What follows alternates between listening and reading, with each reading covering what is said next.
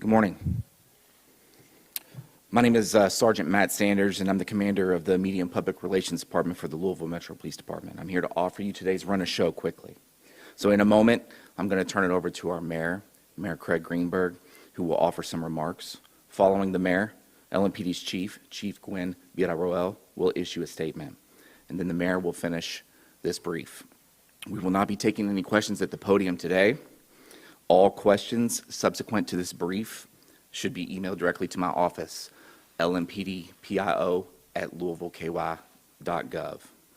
Immediately following this brief, my office will publish relevant documents to our forward-facing transparency page. Relevant redacted videos will be posted to our YouTube channel. We will link off to these websites on our official Twitter account. Mayor.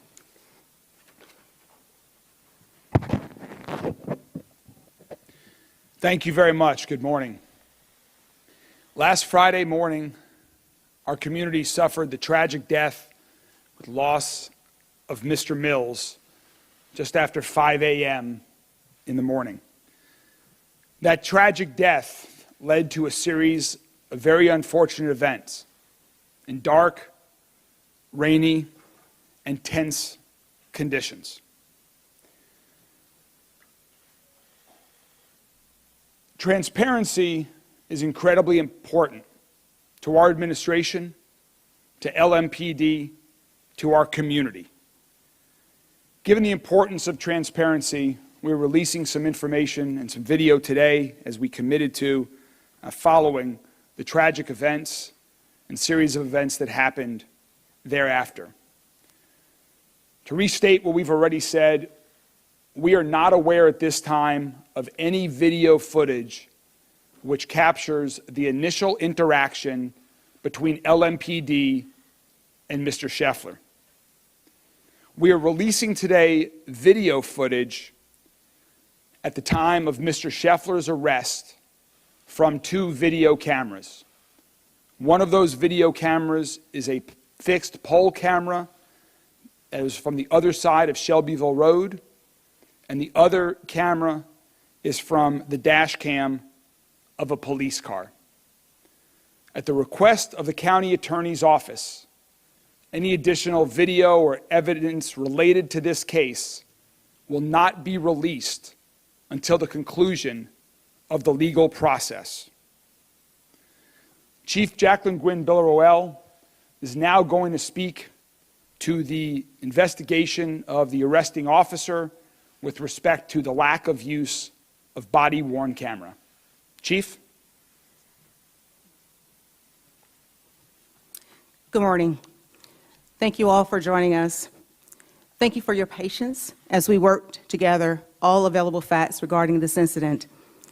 Obviously, it is of great public interest, so we appreciate you providing us the time to ensure that we release accurate information while the judicial process is occurring. We are grateful to PGA officials and Mayor Greenberg for bringing this prestigious event to our beautiful city on last week.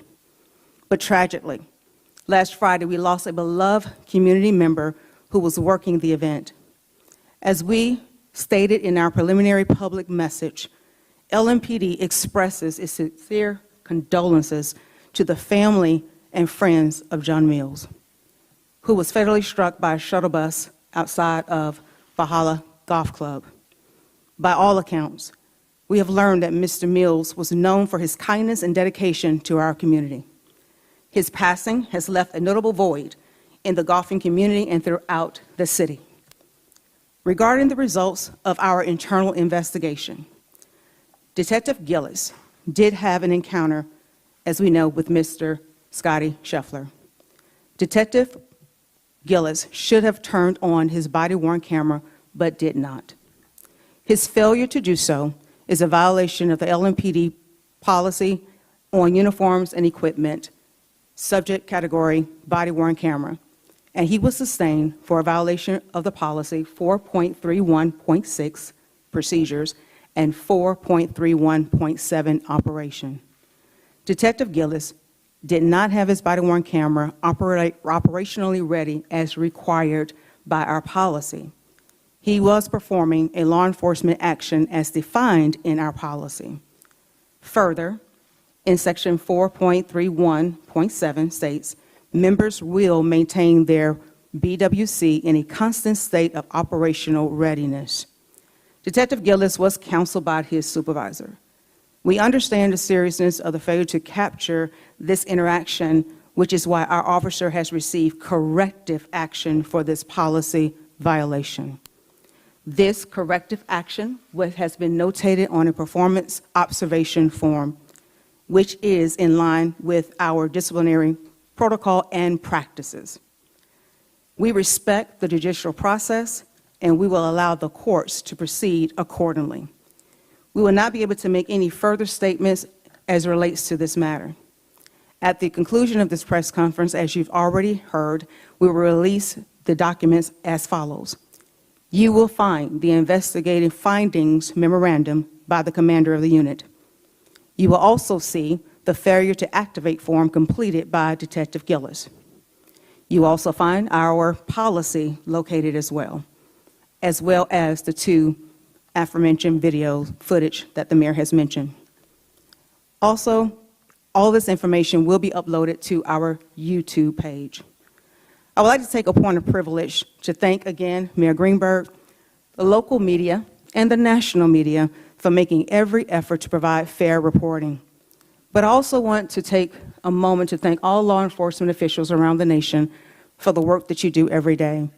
And I'm truly grateful for LMPD's dedication to keeping this community safe here in Louisville. We thank you and we appreciate your support as we navigate through this process. Mayor? Thank you, Chief.